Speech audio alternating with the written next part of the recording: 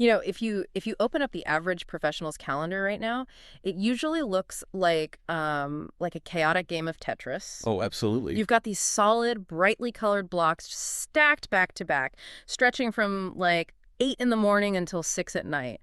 And there's a very real societal expectation where, if you show someone that packed, colorful screen, they nod with this almost reverent respect. Right, like it's a badge of honor. Exactly. The implication is totally clear. A full calendar equals a busy person, and a busy person equals an important person. Well, and we've fundamentally tied our professional bandwidth to our moral worth. Yeah. We look at that wall of color and immediately equate it with high status, or at the very least, high productivity. But if you actually analyze the output of a schedule like that, the correlation completely breaks down. It totally falls apart. Yeah. Because when your day is divided into these 30-minute increments of constant context switching, your cognitive friction just goes through the roof.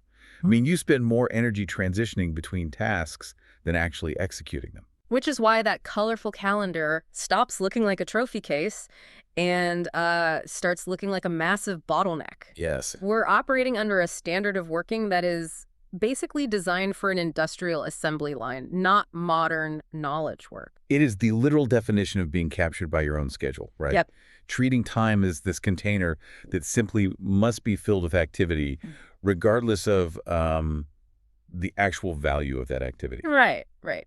And for today's deep dive, we are tackling that head on. We have a mission for you listening right now to help you transition from being a schedule-addicted servant to what we are calling a time billionaire. I love that term. It's great, right. And our source material for this is a fascinating framework from an article titled Break Free, Reclaim Your Time and Productivity. It's written by Chillstar '08, who brings a really grounded perspective as a digital freedom coach, a wife, a mom, and a grandmother. And her perspective is highly relevant because she systematically dismantles that traditional 40-hour work week model. She replaces that endurance-based grind with a system designed for personal sovereignty, a structure that essentially alternates between highly intense, concentrated sprints of work and then prolonged periods of deliberate, radical rest. Okay, let's unpack this because before we can completely restructure how we map out our weeks, we have to understand the fundamental error in how we view our schedules. I mean, why do we willingly submit to this calendar Tetris in the first place? It really comes down to a fundamental misunderstanding of the resource we're managing. And what's fascinating here is how the author frames a relationship with time.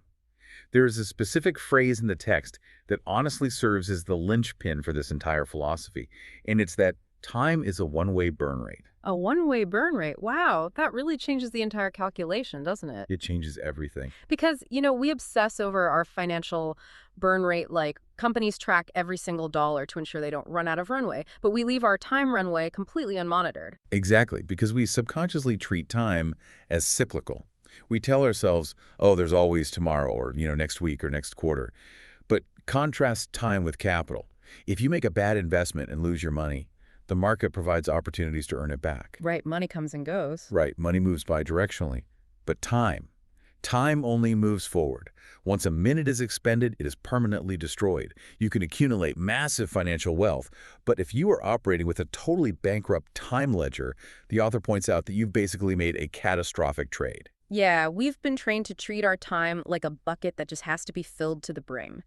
And if there is empty space in the bucket, like an open slot on the calendar, we feel this overwhelming cultural guilt. Oh, the guilt is so real. So real. So we pour something into it, usually a meeting that could have been an email or an administrative task that doesn't actually move the needle. Think about it like a house. If you leave your calendar open by default, it's like leaving your front door wide open in a bustling city. I mean, of course, chaos is going to wander right in. That's a perfect way to look at it. The author defines that open door policy as the corporate standard or the social standard. When your door is wide open, your daily operations are dictated by inbox pings and external demands. You are effectively letting other people's emergencies masquerade as your priorities. And that applies even if you are self-employed. Like, you might have a sleek home office, a brand new MacBook, and, the best noise-canceling headphones on the market. But if you are letting external notifications dictate your workflow, you are still operating on a factory floor. Exactly. You are prioritizing duration like how long you sit at the desk over the actual results you generate. You're just punching a digital clock. And the alternative to that is the sovereign standard. Sovereignty in this context means you dictate the flow of the resource. You decide in advance what outcomes matter. You carve out the non-negotiable blocks of time first, and literally every other request has to negotiate for whatever bandwidth is left. Which usually means saying no. Yes, statistically, most of those requests will be rejected. And this raises an important question. What scoreboard are you actually optimizing for? Are you optimizing for hours logged or for tangible results created? Man, that's heavy. And when people finally recognize they've been playing the wrong game, when they see that their open door policy has led to total burnout, their first instinct is almost always extreme. Oh, 100%. The pendulum swings hard. Right. They look at that chaotic, overstuffed calendar and think, I just need to delete everything. I'm going to drop half my commitments, move to a cabin, cancel all my projects, and just embrace a perfectly empty schedule. Yeah, it's a very predictable reaction from complete cognitive overload to extreme minimalism. But the author makes a brilliant observation here, which is that extreme minimalism as a reaction to burnout is fundamentally hollow. Like if you just strip your life down to almost nothing, you aren't actually achieving sovereignty. You're just bored, but with a highly organized, aesthetically pleasing calendar. You've just color-coded your boredom. Exactly. You end up shrinking your ambitions just to fit this minimalist ideal. Because extreme minimalism operates solely on subtraction. It only asks the question, what can I remove to reduce my stress? Which doesn't actually help you build anything meaningful. The true solution proposed in the text isn't extreme minimalism. It's a concept called intentional intensity. You don't shrink your monumental goals, you shrink your distractions so that those massive goals actually have the oxygen to breathe. That's beautifully said. Thanks. I mean, it's not about owning fewer ambitions. It's about tolerating fewer excuses. You select a very small number of targets, but then you pursue them with overwhelming force. And the transition from a minimalist retreat to intentional intensity requires a real shift in how we measure work. We have to completely separate duration-based work from intensity-focused work. Right. Break that down for us. So duration-based work asks, did you put in your 8 hours today? It rewards endurance, physical presence, and, frankly, the appearance of suffering. The grind. Yeah, the grind. But intensity-focused work asks a very different question. What metric did you actually move today? It rewards clarity, deep focus, and honestly, the courage to ignore minor fires.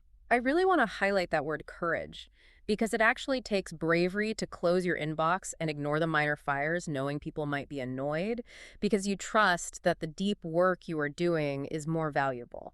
And that trust is mathematically justified, by the way.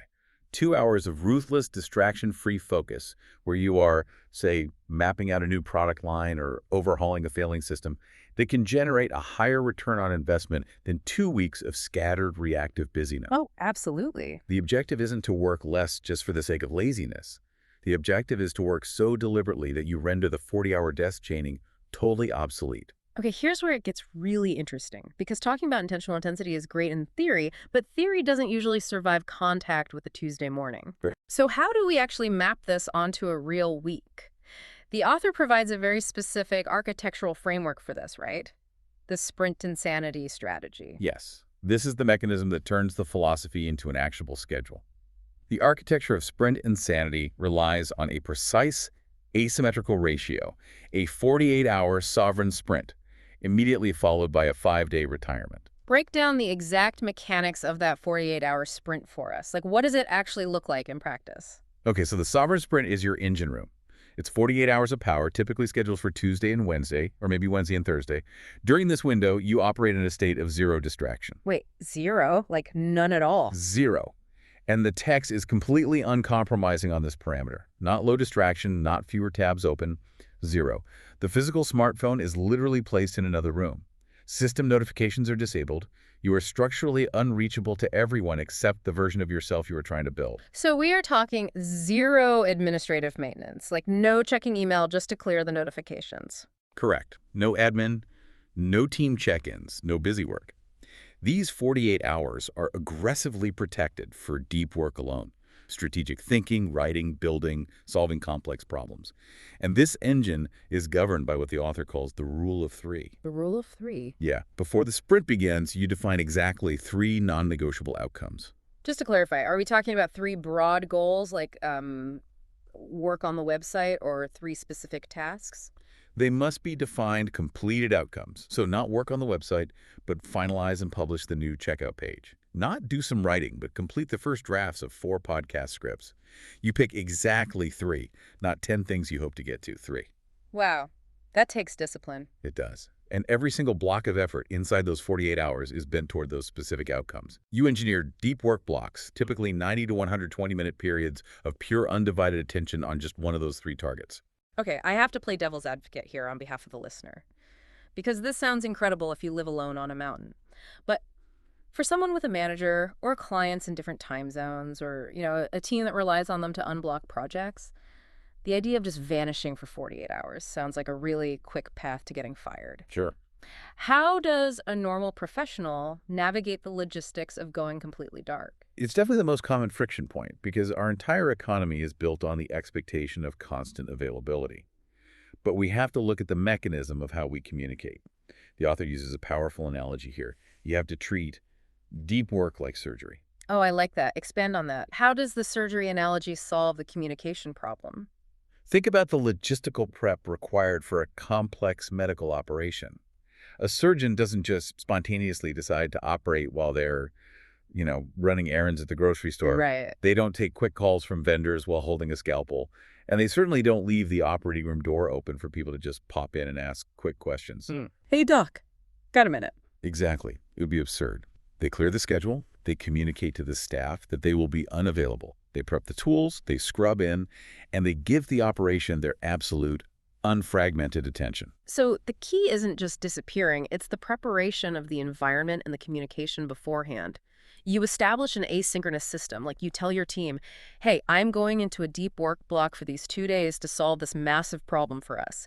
Here is the protocol if the building literally catches fire, but otherwise I will review all messages on Friday morning. Precisely. You don't abandon your responsibilities, you compartmentalize them.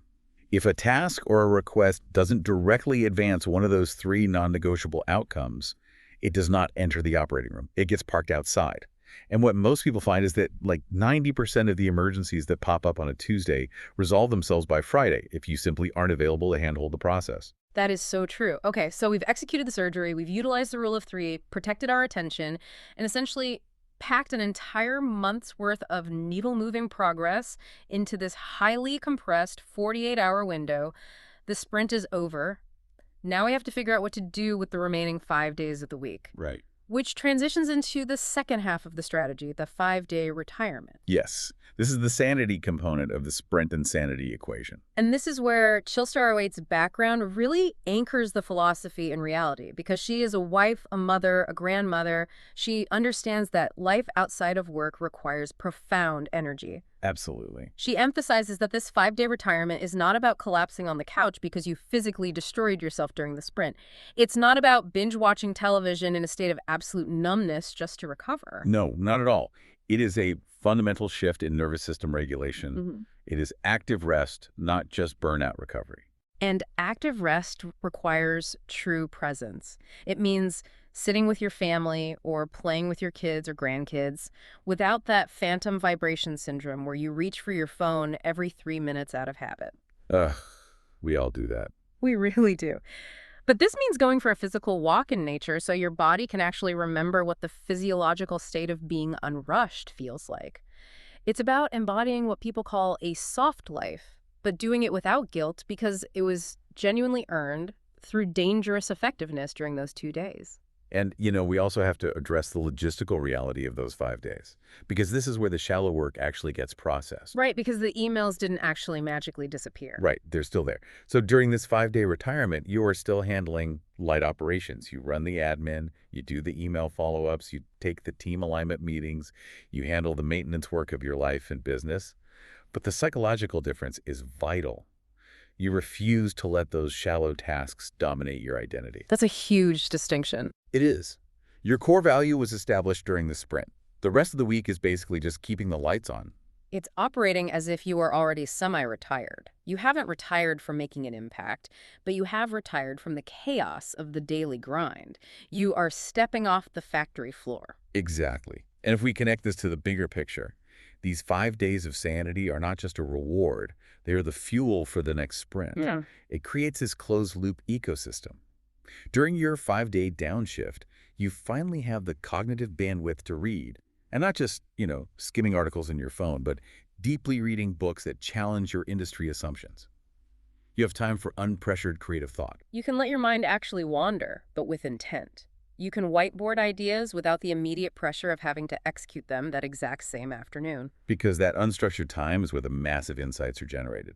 Downregulating your nervous system gives your next 48-hour sprint much sharper teeth. If you attempt to sprint constantly, you simply run out of quality inputs. You burn out the engine? Precisely. The sanity phase prevents intellectual stagnation. You gather the raw materials during the 5 days, and you refine them in the forge during the 2 days. It's just a brilliant, sustainable equilibrium. Ruthless, unapologetic intensity for 2 days, followed by deliberate, spacious calm for 5. So what does this all mean for you listening today? When you zoom out and look at the architecture we've explored, the biggest takeaway is that the solution to your overwhelmed life is not another software tool. You do not need a new color coding system for your calendar blocks. The better tool just helps you play the wrong game faster. Wow, exactly. You need a new standard. You need to deeply internalize the thermodynamics of your life.